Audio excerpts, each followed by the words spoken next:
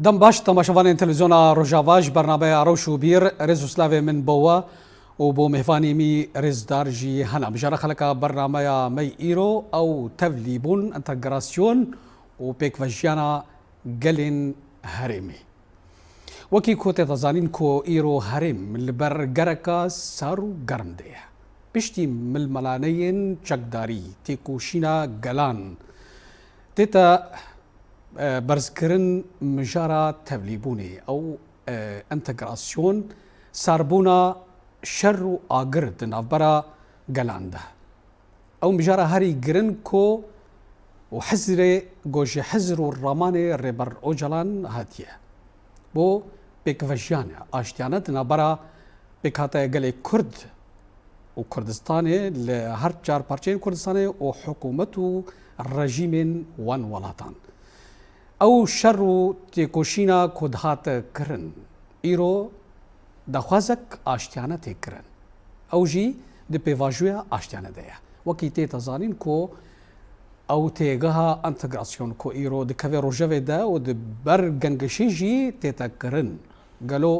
او ما بستا انتگراسیون جی علیه حزر رامانی ریبر اوجلان چوایا بو ناس کرنا وان پرسان و وان دانستان سر وان آلوگران امی مهمان خوره گنگشه بکنش خواه میوان مجی ماموستا محمد نعیمی پارزر دریا تلفونی را مریا سکایپی را و هر وسا ماموستا فرزنده منذر چارکوانی سیاسی ماموستا تیجی بخیراتی سپاس بخیراتنا ماموستا محمد نعیمی جیتکم ماموستا بخیراتی خير أخذ التبيه ونساوبن جابي واحد بكاماج كم فلافين مجوهرد وما مستيه جارة قالك سباس لافي قرم تساوي ماموستا هجا گرمیا وی خلکه به گرمایا مشاره و دانستان دا برهم دا ماموستا و بجداریا و د خلکه دا گالک سپاس بویته سپاس ماموستا دسپیک اجباتا براسیجی ایرو ممكن دزانن کو وسا وگوستنک هيا ج قونغك ململانا گرك سارو گرم بويا گرم بو شر هبو تيكوشيني هبو إيرو وكم فيجن وقوسنك هيا جوي قناغي بو قناغي كدن قناغي شيء أشتيانا دخوازين أشتيانا شخوا دويم يكيدا أو تيجها انتجراسيوني هاتا نه وكم فيجن نبرا صلاة دحضر بيستو بينجا وصلاة بيستو شان دا أف تيجه وسا برسم براسيجي بو جيغن قشي قالك دما كوفيش روفادكن بشيوازكي دي بيجن دي بيكو انتراغراسيون او دوابانا او بهافتنا دنا برا بيك هاتا قالك كرد وسازيوين بحكومتها شاميرة ينجي الباكوري كردستاني جبو داناسينا كي السرفية كيد علي رامان وحزري ريبر اوجلاند ام شو هذا كارن بينا خوشك ناسبك دسبيك يعني اف پیواجویان نو تنکاری جتکوشینا 5 سالی قطبکی به هوا گریدایا هلبت پیشکتنین گو چه بون د دنیای دا درجلاتا ناوین دا د کردستان دا و بتیبت تکوشینا چکداری یعنی بخورا ایدی جبو چارسری ریبر آپو او پشتی بانگا اشتی جواکا دموکراتیک هل بد دما گود به بانگا اشتی جواکا دموکراتیک گرک امناز بکن نتوا دموکراتیک یعنی نتوک گلی کرد وک نتوک ایدی چارسریا وینا دموکراتیک اشتانا هری مناسبه وی گرک ام ببینن هل بد او تیگهین گو تین ایروج انتگراسیون گلک نرین سرهنا و شروعهنا هناك جوانا راسنك شاشن راسي هاو بس برسك جوانا دبيجن كو قالو حزر راماني ريبر اوجلان د الي انتجراسيون دا ببيجن وسا جاردي او دزگه وسازي يعني بيجن جواكا كردي دي تفي نافندا دولتي ببا يعني شي ببيجن وي تايبت منديكا هريما كردي هريم كردان هابي فوالله هذا بله يعني اولو بكرد جي بي اسخاز ملو بيناسا هناك يعني مثلا يعني ريبر ابو للسر دبيجي يعني ام بكارانينا فاتيج هنا نوكا جوهركس يعني بكارتيني مثلا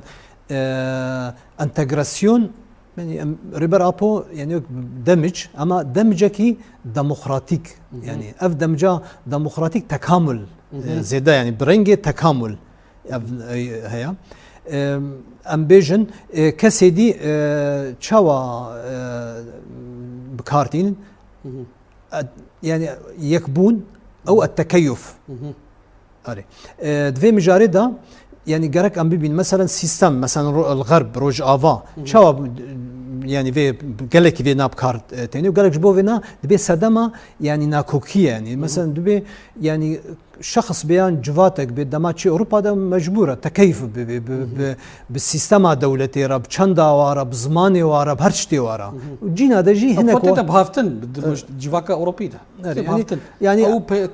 تيبد مديا نام يعني هناك ولاتا ده بتشكي ددن مثلا هناك ولاتا ده جي يعني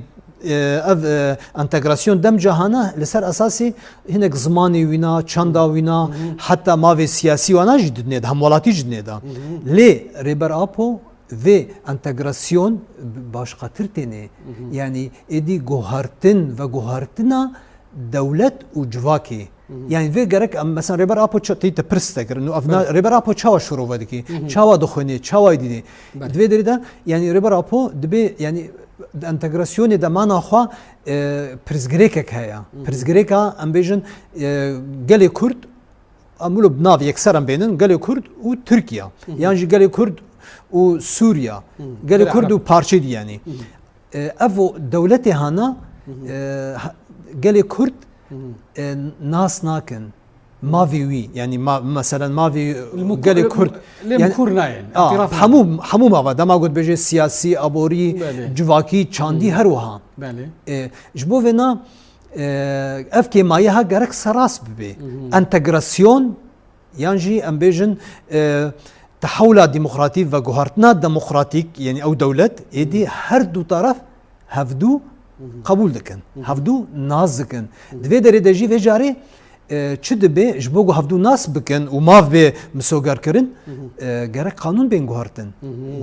قانون جوهرتنين قانونا نبس يعني دوي دا قانونا قانون بارتيا حتى دستورج يعني وقالك قانون قالك يعني مثلا فيرنجي امبيجن فيرنجي دبيغو ادي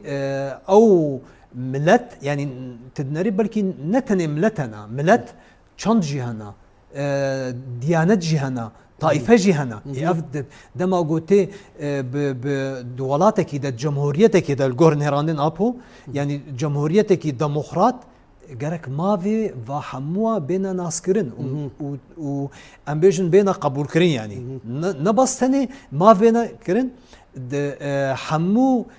سازيه دجي جي خبي مثلا هاتي هناك سازين سركه هنا مثلا سازيه سركه شنا انت تعام دول بعربي تقولن السلطه القضائيه والتنفيذيه والتشريعيه يعني سازين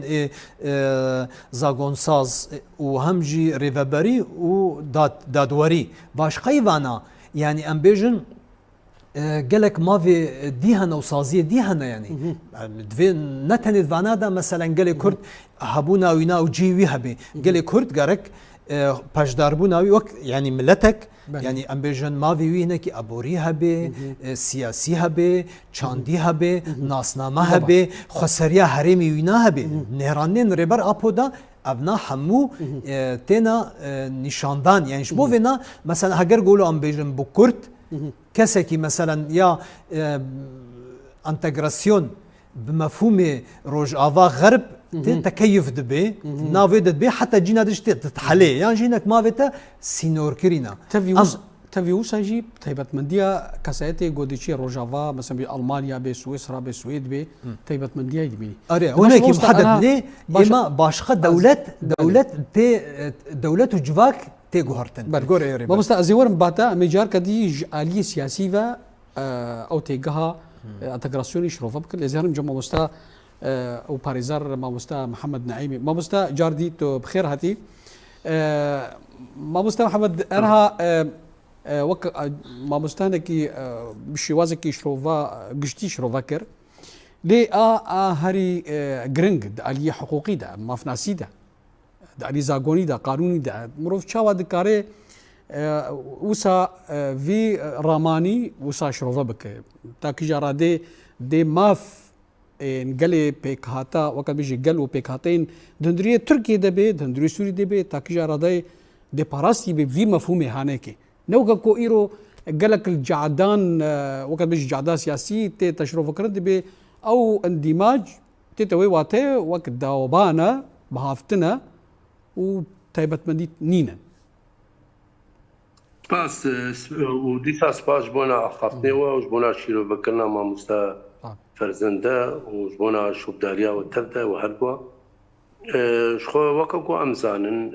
ريبر اوجران وكا فيلسوف كينيزيكاي الفيتيك هينتكي يعني الفي سرنابيتكي يقوتين اسكرن تجانا تبليبونا يعني تيكل جانكي تيكل دار جانكي هباش ابا كوتي بلاتيني بجد انتجراسيون ناي ويواتي انتجراسيون بلاتيني انه هناك بنابر انتين ولاتك دي وكاكو ما مستفر زندا اني صار زمان يعني تكيف زمان عربي ابنائي ما تشتغل ريبر اوجلان دبيجي اجدر في بيناسي اجدر في تيك هنا بله يعني كردنا كسن بنابرن هاتنا ولاتك يخديوي ولاتي شواتي خصن چلو جان بكن في ولاتي دوكا بنابر اجبركو واتا انتجراسيوني ولوتي الناس كرن اما ريبر اوجلان تشتي قد بيجي يعني وكا بيواني تكسكرنيش بيواني زاغوني نا دولتيرا تشيدكي يعني ام في وارده هجا ام دخالي دانزانا ما في مروبايا سالازا نصد چلو هشتا بين سرزمان خالا 28 و 29 جالي جو جما في هر كسياي جو دولاتي ويدا سيستمك جواكي وناف دولتي هبي يعني بيك انينا قشتي مافارا ج ازاديره ياغو جوي دانزينه تيفرشاندن افاهاني ربر اوجان فينا تكزدكي يعني نوكاكو انها ام جياندكن يعني وكاكو انها تي خويا كرن هكر الدولتات تركبي هكا سوريا يبي افكسينها هنا سوريا انها مش درفي شيرو بكرنا روشا سوريا اما بين تشتيقو ام بكار بين الجور بيفاني ريبر اوجلان وجور فلسفاوي وفكر راماني وينا يعني انها امتك لايب هنكارت كن نكسن سربخنا نكسن يعني نكسن سرورن باندورا نبس باندور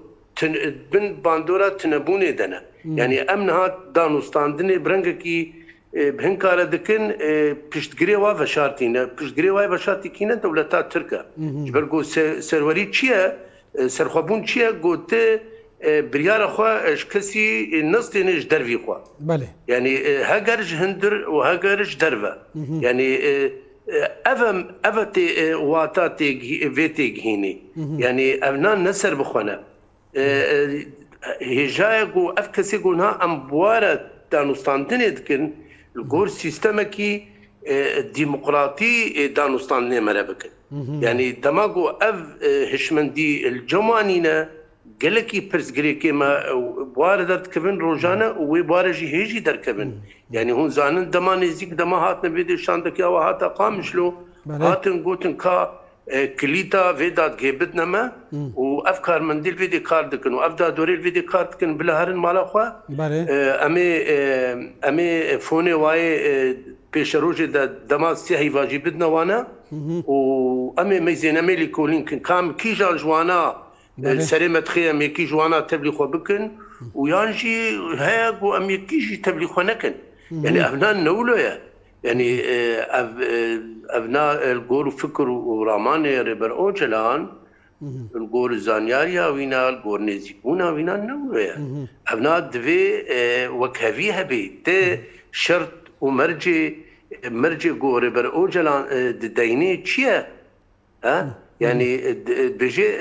آزادية دفي أز آزاد بن ودفي تجي آزاد بي إيجو تتخوازي أزو تبهبرة سيستم كدين بهبرة رخصين كدين از آزاد تجي آزاد بي باوريا مبداد مندية هبي وباوريا تجي بداد مندية هبي وباوريا تب وكفية هبي باوريا مشي وكم شلو باوريا وكفية باوريا تجي في هبي وكجو أستأريدكم تجي ما أريدكي يعني أبناء ريبر أوجاش برقود بيجي آزادي نا وكا قشتكي يانجي وكا بارسكي آزادي بسیستمکی برخودانکی بکارکی جواکی بکارکی ریخستنی تبدأ يعني بديمقراطية أو تشتكي بناسيكي نودة خيار كرن جراه كم سر أصلا زانيارية وسر أصلا زانستي يعني ديمقراطية جواكي بله ما مستا يعني هركس بله ما مستا از جارجي درفي هجمونية يعني إيه شامي چنابه نزيكاين ما بكن بهشمندية هجموني بله ما مستا از جاردي ورم باتا ما مستا محمد ببورا از جار كدي از ورم باتا دخوازن دمي براسي بلاف كنا برا ودا ما مستا انها وك ما مستا عليكي شروفكر بحثا دادگه جيكر ان هذا علي سياسي دوي تشاوبي غور حزر راماني ريبر وجلان او قالوا او امبيشن تشاركيه او سياسي بهبي او مجن شركاتيه سياسي هبي بو باشاروجا سوريا مجن يا تركي ها دویم يعني ريبر ابو دویم جاري دا يعني قال كرد يعني ملتكي لسر عرض خوي هم جغرافيا خويا هم جي حقيقتك خوي ديروكي هي لي اف ملت يعني برغو ملتك ما في جرك سياسي هبي اف ما في سياسي وچابه ناسكرين بيناسا جرك به بيناسا هندروي زاغوني دا زاغونا بنجهين عند سورا بنجهين وقال كرد يعني ام بيجن تشد سوريا دبي تشد تركيا و تشد بارچه دي يعني بفي رنگي دماغو ام بيجن ناسكرين تكرن ما في هنا يعني اف ما يعني دريفبريا جرك دريفبريا سوريا دا يعني تركيا دا جرك كاربي باشدار ببي ذاتا يك جي يعني اف انتجراسيون يعني ما فيوي باشدار بوني هي تشارك هي يعني و دوي وي تشاوا امبيجن هم ملي يعني بيوسا سياستك ديمقراط جرك بكرن اف جي ريل بيشيا بارتيين كردي وغير يعني نبصني كرد ام وقت يعني قال كرج برغو يعني ام في ما انتجراسيون ام خوازن في مجارده يعني هم بارتي سياسي هم جي قال كرد كاربي ده هالبجارتنينغو تشيب بين دفي ولاتي دا شارداريا بقرا حياه امبيجن نظام فيدري محافظه امبيجن حتى يا برلمان يانجي ريفبريا في ولاتي دا جي جرك بقرن يعني آلية سياسي دا جي بفيرنجي وقت قل وهم جي نبص وقل جي وقت فرد يعني هم ولاتيك يعني اما في هم ولات يعني او ما في سياسي هم ولاتي جرك حمو درفت حتى ريفبريا في ولاتي سروك جمهوريتي بقرا حياه ريفبريا حكومتي دا سر اصلا هريمي وهريمي جي وحياه قشتي جي يعني بيرنجي ريفكريب يعني في هوايه باشا مستنها اف بيجن تيجها اندماج انتجراسيون بيجن ج نافاروكا ام بيجن فلسفه نتوا ديمقراطيك فجيا دركتيا بنقهاوي نتوا ديمقراطيك وقالوا آلية دين وك ايديولوجيا وك فلسفه ويشاوا فلسفك ميشن زانستيا بركي بهتر ما في مروفا ما في جني وآلي كدن دستلاتا مثلا بيجن سوري نو صحيح بله وشابه راس يعني اف نها يعني بيجن انا علي دي بخاء وي باوريا بديمقراطيتي وري يعني بدكارن اف بكفي في يكي بيجن وك انتكراسيون هردو اليان هاف بكن بدريا ديمقراطية يعني نها اف انتجراسيون تيت لسر فلسفه وقت بحثي كري فلسفه نتوا ديمقراطيك يعني حتى نافي دي هي جواكا دما قلت جواكا ديمقراطيك يعني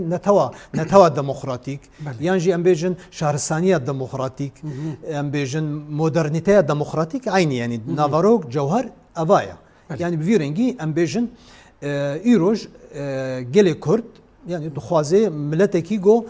قالك ملتي كرد يعني قالك ملتكي زنجينه يعني زنجين بنا في ملتي بتش شهرستانية خوا بتشان خوا يعني حتى بأولي خوا بطائفة خوا تمام يعني بفيرنجي جبلي جغرافيا شخوا اري افجد هيليغو يعني ناف خد ديمقراط به ناف خد ديمقراط وبيرنجي جبو قد كاربي بكاسي دي رجي ديمقراط نها دفي يعني بفي فلسفه بفي امبيجن طروحاتا وفا ميناكي هاناتي بدولتك يرا يروج دولتك امبيج حكومتك دمكيه او ويناجي ديارة ملوي يعني امبيجن تشاوا دين اول وحتى هناك يجي دهاولو بشكي شدتها ابنا هناك يعني قالك تحديات هنا زحمتها بلي ليه يعني هجر نيت چارەسەریە في پرسگرێکی و هەبێ دوێ مجارێ دەگەرەك هەردوو هەفتوو قبول بکە باشم بۆستە کەلم وزەحمەتی پێشیاچنا بهتر يعني دوێ مجارێدا مەسەلەن ئەم وەکمە گوت ئەم وەک دەموقراتی ئەساس يعني ئەم دەگرن و باهۆری يعني دوێ مەسەلەن دوێ ئەم بێژن پارسی بێوێنە باوەڕێکی دیموقراطیەتی هەیە و ئالیدن باوەڕی بدیموقراطیەتی نینە کاوێ ئەوانە بێ کەلمە گەلێک زەحمەت نابڕە في انتجراسيون جبو فينا جرك يعني امبيجن هناك قبول بك يعني جوهرتني بخرة نكي نممكنه ام لف بك يعني وي انجل لفهاتنا كي دمكي يعني هل باتنا كي بلكي روش واتموسفيريا يا هرمي جهه جهاني جهه او جينكي اجبار ديكي جوجينا دا يعني هناك غافنا بافيجي بس انا هافكرن غوتشنابي اري دري انا ينجي شرة وشر شبي خدينا كيش ينجي عليكي دي دا مستخدمنا بلي وي بهتر جوانا دوي مجارد كشا جوا بهتر بجاردا هاري بلي انها ام بيج يعني انها ما قلت يعني لفكرن تيت اف لفكرنا هنا ريبرتي يقولوا بحثي دكي هر تمويد نابرا وادا جوي تكوشينها بي صراحه بي مثلا سياسي ايه اري صراع يا سياسي لا يعني يا سياسيه وتكوشينه يعني اف صراعنا تكوشينا جبو هند قالك ما في خا تجيبك وديمقراطيته تبرفره بك واوجي دولتي بخازي تبرقوا دولة يعني او يعني هناك دستلاتداريه يعني دستلاتداري يعني يقولوا مركزيتك هناك زيدها اري توندا افجي ويدنا برا ودا قالك يعني مثلا برقو امي بخازن هين ما في خوا يعني روج افا خسريا روج افا مؤسسات ما يعني هين بيتا كوسكرين برفرح كرين بيشكاتن بس دوي مجاري دجي قالك ام نتني اليه روج افا دجي ام ساكنين قالك ام ايدي تشبكن ام دهندوري السوري دجي ام كاربن يعني محافظه وتيت نبصني محافظه دنتونا نتو يعني سوريا قالكي رنجن وزنجينه يعني بنتوا بتشندا بقولوا بهوريا دوي مجاري دجي ام كاربن ام بيجن ام في ديمقراطيه جو هم اول وبهوري وطائفه ونتو عرق وما في جنجي بلكي برسا تقريبا وجنجي ابنا یک عربی زخت بکی گو زخت بکی شام يعني ريفابريا شامي بفيرنجي ديمقراط واوانا يعني دستلاداري كيم ببي هل بت يعني ام بيجن دولجي بخوازيت في مجارده ديمقراطيه كيم بكي ما خسريا ما وبيك هاتايا كيم بكي اجبو فينا تكوشين بي اف تكوشين وي قالك بي لي هاجرغو فا نقطه دا ام في قالك بين دوا نقطه دا هاجر ذاتا ممكنه جارنا چارەسەریان جبرگو چارەسەریە هەردوو لەف دکن توافق يعني اما وقت بحثی کرد بجارێکێرە گو مثال هەر تشت وەک وێ بێ وێ دەمێدا لەف نابێ يعني ji bo ناجی معنا خۆ گەرەک یەک حاضری خو پاراستنه يعني دما گو مثال تناس ناکی و تقبول ناکی و ریا حوار و دیالوگ رادكي ودميدا جركتا ايدي دسكفتيه خو اف دسكفتيه خو ناسنما خو هابونا خو تي بباريزي وجلجي جهر وشيره جرك حاضر بي يعني ابا بله ما مستا محمد نعيمي باريزر محمد نعيمي ما مستا انا يعني وكرانتو وكبيجي وكضمان يعني انا علينا في دولتي فهي كو عم بيجن دستوري دا وكر رجافاي كردستاني ريف بريا خسر وسازين ريف بريا خسر بحكومتها سوريا ضمانات بيتر شنا عم بيجن آلية حقوقية دا وشاب دماكو آليك بديمقراطية هنا باكي وآليك ديمقراطية باكي آليك ما في جنيه تتبارستن آليك ما في جنيه ناي بارستن جبود وقت ضمان باشا روجيرا و آلية دستوري دا وشاب بيجبو خاطري أف انتجراسيون أف تفليبون سرقهاي بي سباس شخوا قالي كرد قالي هري رسنا ووكا جو ما مستفر زنداني سر زمان وأف رسن بوناي هاتي أري كرن غور بيوان زاغوني ناب دولتي يعني صلاة 1980 ها بيمانا فيينا أف تشت أري كريه وصلاة هزاري شي ديسا الغور يعني نتويك ويشي بتبعي أري كرن وصلاة 1990 السياجي بلابوك جان دانزانا يعني يا ما في مروفا ديسا ابتشت أري كريه انها النزيكاي وقالك كرد وكا قالك رسند في هرما خدت في جغرافيا خدت كورانيا ديرو كده الغور بيبان زاغونا بدولة الغور بيبان ريبر اوجلان تايبت خالا داوي جبانكا ويا اشيتي وجباكا ديمقراط يا بيستو حبتي سباطي صلاة 2024 صلاة 1925 ما ببورين أبناء 2025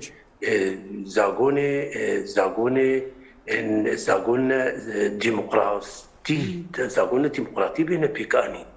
يعني أبنائها أبدا سلاداري شامي يعني عربي دين بيشا حسبي يعني انها خاباندنك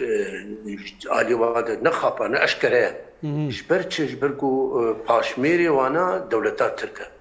او دخوازن مبواتشتا يعني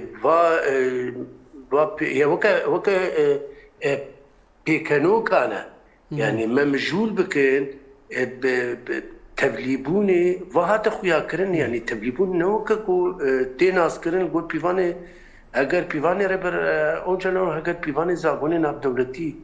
انها له يعني انها كسكيت نسر بخوي وتي هبونات النروايا وتبليولوجي ام بيجن تمام نخمج بنا اگر بستكيش بنا خوي ان خوين رجي يعني شبونا ولو اما تبي تخدكي خديه في ولاتي وتي خدكي كاتي كاربي تشتكي بدم وكا يعني ام نبار سكن ام تشتاج وابخازن ام سر بخونه او نسر بخونه يعني ابناء ينها كركه هجا راستا بلا انها انجمنكي فهيز شيء ببي وهركز جه خد في انجمني ده ببيني تبعي قال كرد تبعي خدي ناسنامه وتسريده قال كرد يكو اكارين بيهرم بباريزن كارين هجا سروري نظروا كارين سروريا في ولاتي بباريزن سرخبونا في ولاتي بباريزن يعني اف انجمنه هاني زاغون انجمنكي زاغون ساز شيء ديسا هركز خدي هر ناسنامه نونري خدي ده ببيني وما في تبعي خدي ناسنامه رسند في ولاتي ده جي خد بزاغون ده ببينن ما في خدي ده ببينن وتسريده قال كرد يقول يعني نخو باراست تبعي نشتجي هرمي باراستن سينوري فيولاتي باراستن اولهي واشتيا جهاني تبدا باراستن ابنا تبدا مافي وانا بجيكرن ناخو بك جيكي سركه اليكي سركه وبيجي سري صدي هشتي بينج ازن وايوا افي ماي تبدا كورد اي بر افي اي باشوري سوريا جليد درزي قالي علوي تبدا يعني نرينا الواد ما يصدق انه هو كانه يعني دوري وانا المبوبورين كانه بارسكن يعني تشتك بندسي خرب بدي وانا باريكي بندسي خرب بدي واد بن طاوليره ابنان هاي اريكرن فا قابي افيتن وتايبت قابا قول قامش لو افيتن بارا قادا دادوري داد بارا في افايا قولنها دادور وجي خوتي دادقرن وديوان داد مندياج واكي جي خوتي دادقرن هاتا خويا كرن يعني هاتا خويا كرن اف راستيا في تشتيقو او دخوازن يعني نها تفاي سازي ديسا ويكري دايبن بوافا او خودي بريار بن ودي كابوتشي افقا برخدان وبتايبت برخدانا تبقرا ازاديا كردستاني ياغو تمني بهندكبون ام بيجن 53 ساله 53 سال قد ديرو كده تشينبوا وبتايبت ديروكا كرديده برخداني كيولو تشينبوا وديروكا تفاي قلاده ولو تشينبوا يعني ناس نمك هاتيه ديار كرن ناسنامه کی پیروز ناسنامه کی برومت هاتیه دیار کرن اب حالو ناچی سری يعني اب پیمانا ته آدارش خوا يعني شخوا البرعافي برن ويا انساني شي او شي البرباي برن برباو باهوزي برن واوقا قرقرنا چي بود بارا گله كرتا دسبيكا دماغو دسبيكر ششه يناير دسبيكر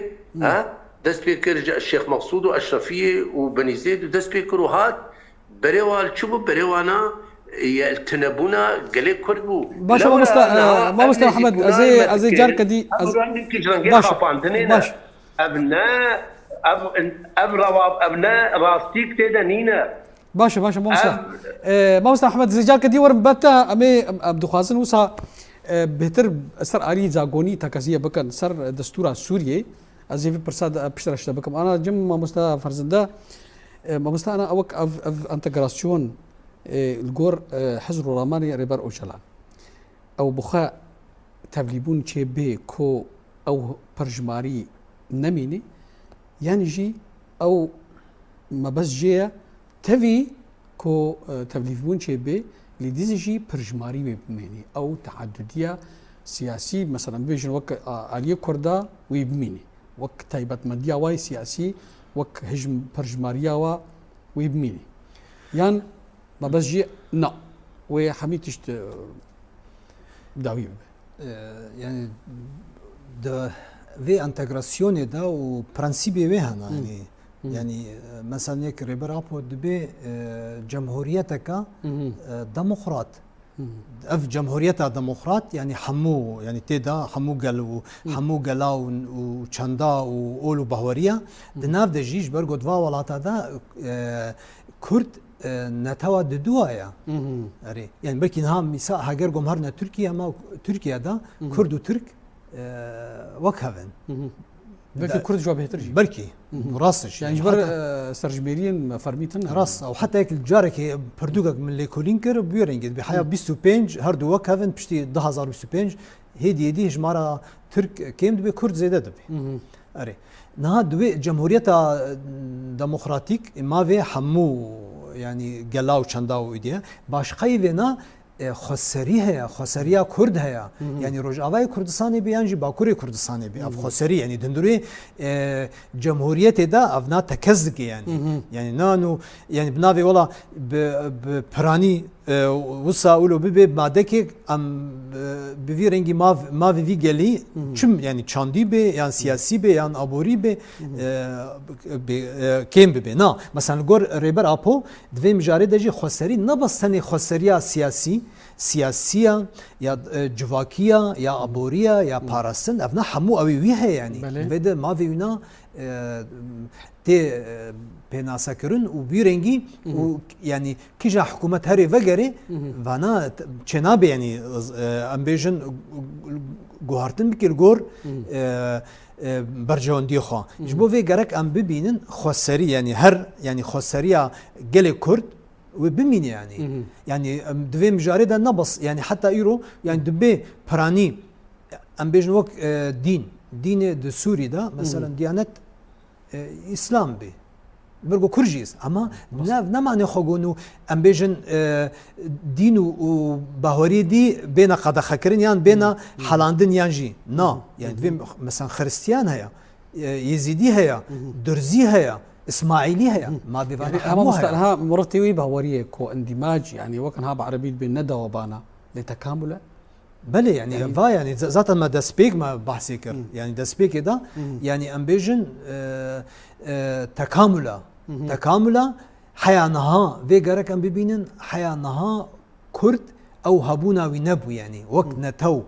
وك امبيجن تشانت وك زمان وك هريم وك جغرافيا دفي دريدا اف جمهوريه ديمقراطيك يعني امبيجن سوريا ديمقراطيك يعني جمهوريه افياغو عربي رادبه دبي سوريا يعني جمهوريه سوريا امبيجن يعني جلو تيمي يعني جمهوريه سوريا ديمقراطيك دفي مجارده امبيجن جل نتو وهم اولو بهوري هم جي وكافيا جن مالكن هذا حتى اويوادا مثلا جن صدي بيست تمثيل اخذ بنا قرك يعني اوامه د فلسفه ريبرتيدا صدي يعني بنجيه كيما اري وكز بلي يعني هذا في مجارده يجي مثلا يعني باشخا هرم ما چیا هرم کی گو تین اسکرین بترول غاز يعني و ام بجن چاندنی آواوی ابناجی گرک خسریا وینا ما وکی وی زدا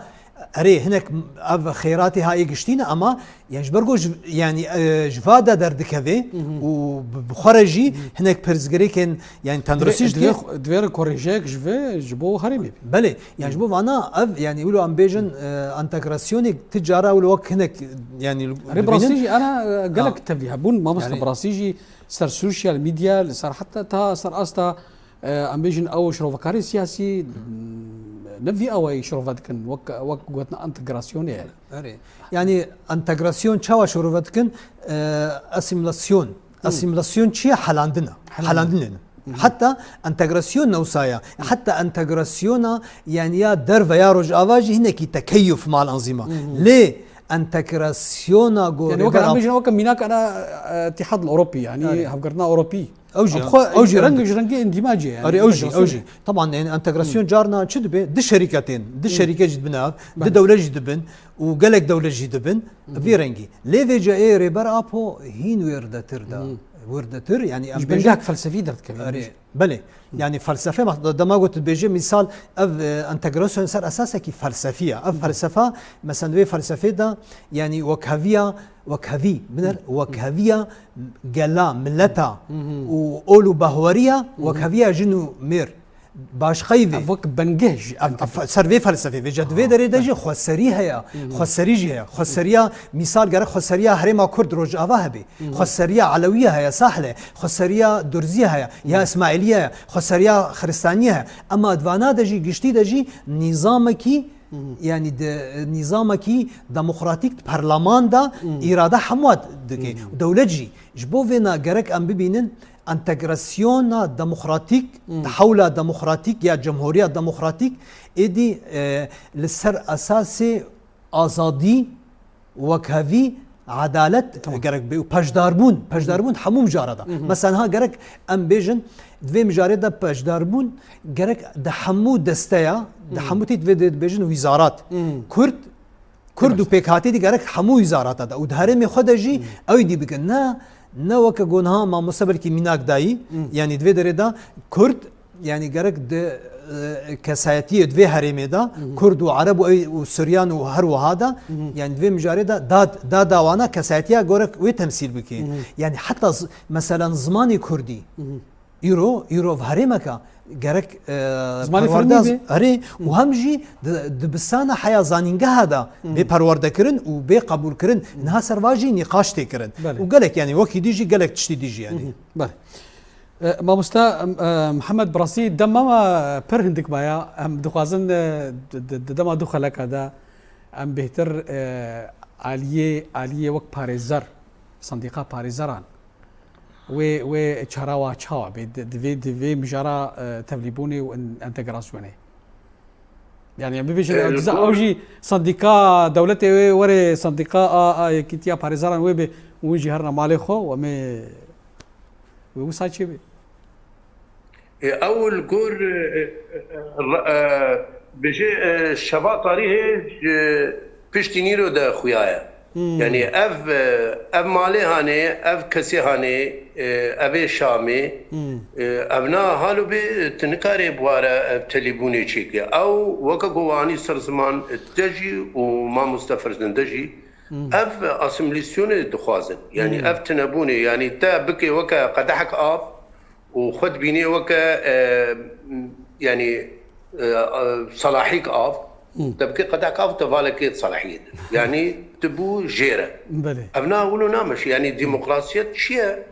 يعني هشمنديات ديمقراطية نها وكا تبقى آزادية كردستاني يعني ربر أوجلان دماء أو بانك ديار كير وراغان سراسة جهاني تبدأ 27 سبات 2025 بله بيرا يك أداري دا هاتا راغانتن راوستاندنا آگر بله يعني آگر بس بيكات جيه دا بيكات و25 حتى حفتي قولاني دا 2025 كونغرا تبقى آزادية كردستاني هاتا درخستن وهاتا تشتهات خستن بيهات بيكاني يعني ودورة خوفكشانتن شي 26 هيبات هاتا 2025 ديسا هيزن هري جران وبها ويبر خدير خوكشاندن او جه غروبرو همبري هزي تركي خوكشاندن هاتن غارتن شيكرن وبري وينا يازيتين مهد ديسا مراسم جي تشيبون جالي كوميتكي ونو نيشان داغو جك هات شوطاندن افن شرط مرجي دماغو بيخستن تي برخداني بكي برخدانا لشكري بله شرط مرجي هنا ودما بيخستن برخدانا آشتيانا برخدانا بزانبون وبدريا راغاندين ده ودريا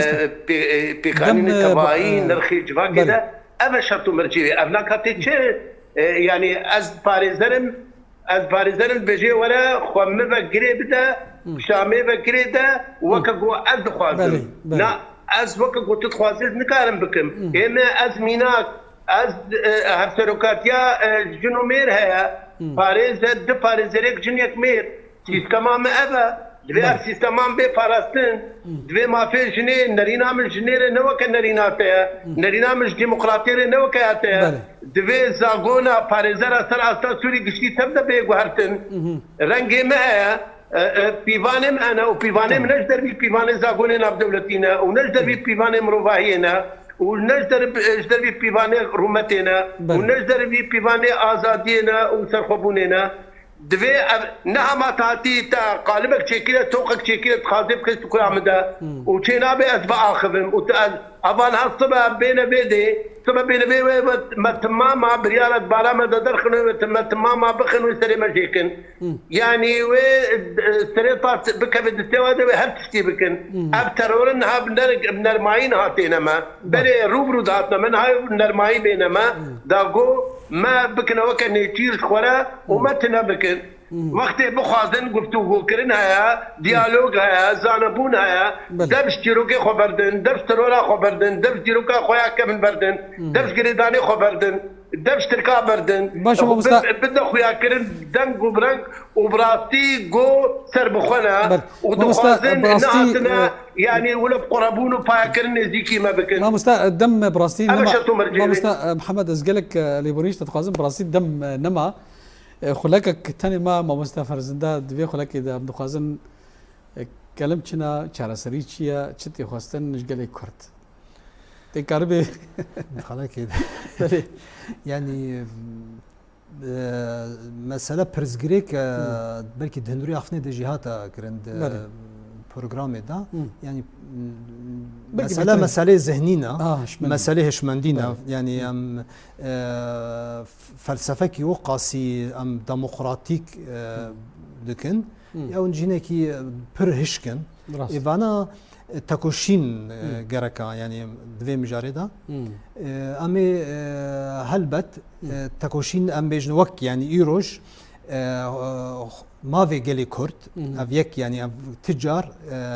يك قاف شون دا نافيجي مال يعني ما في جلي كورت يعني د زمان دا د چاندا د ريفبريا هريمي خدا د اولكاري دا هر مجاري دا او فوك يعني في مجاري دا وهم جي قاوا كدوامين سوريا كجبوغو ام كاربن فا ما في خا ام سوغر كنو هينجي بيج دا ام بيا واي بكن سوريا كديمقراط جمهوريتك افناجي دوي مجاري دا هم ام چاوا کاربن ریو ربازا راستی جی ریو رباز يعني ریو ربازن بيك انينا وانا گلک خلقکار ام دی بکن دوی مجاری دا گل ما گرک جه دولو ام بداوي نكن يعني حيا مجال هيا حيا مجال ري هيا ام تكوشينا سياسي وديمقراطي جرك ما يدي بكن حقوقي جي جرك بلي يا سياسي ديمقراطي يا حقوقي ودوي مجارده نتني ام كرجي حتى روجا ايرو هدي قال سوري يعني هفكاريك بيجن هابي بلي يعني حمو محافظات انها هدي قال دبيني يعني افري فبريات دمكي يعني ناخدي او هشمنديا جو بيشاروجا كسوريا كديمقراط سوريا كا ام بيجن برنك سوريا كا ابوري جش هر دفردا ايدي برشيبون تشيبوا هر دفردا دسلاداري هي حتى مثال جينا دد بيجن يعني بلكي مخجي يعني شوبينن يعني دبي شيخك شيخه نج ديمقراطيتي ونج صازيبوني فامدكي وامرتكي حكمتكي يعني جبو فينا ام جرك تاكوشيني ام باهوريا ما هيا باهوريا ما مهبه ببروجي مهبه بالديمقراطيه هبه وافجين هاد فيدا ميدا بلكي هناك هرم ايدي مكرن هاجي درفتا سوريا حمول بيش ياما فدبيغو ام سوريا حموي بكنا ديمقراط دماغو سوريا كديمقراط ام كاربن بيرنجي بكي ما في جلي كرد وهي تكذبه وهمجي حتى يعني ام بيجن في ولاتي دا ام كارن جهكي جرينج دريفبريا في ولاتي دجي ام بقل بابا استبرسي دم نما فرزندا منظر شارك فاري سياسي ازقلك سباسيات بوقت بشتري خلقها بتهيبتوي جبوجي قالك سباس بلي بابا استا محمد نعيمي ام باريزر قالك سباس جبو بشتريات تدفي خلقه سباس وهردو مع مستارة ام هيفيات سكفتني جوارد كن ام هيفينها اب سرناف اب تبليبون ام ببين بيشاروجي دا خلقن قلقي جران اببي خلقايا كم اببي قافايا كم جبرقو تشتكي قلقي جرنجا جيانا مدى تشتكي قلقي استيارة بيدا ما عم تيرا درباس بن وتشتكي تركات جيانا مدى يعني هبونو تنبونا منها بفقري داير بله جلس باش بوتي جي مابستا بله طما شفان تلفزيون روجافا في هوا يمكن داوية خلقها برنامج خوي إيرو تم مشاركة دنو بهفان الدن بمن تخيرو خشيتها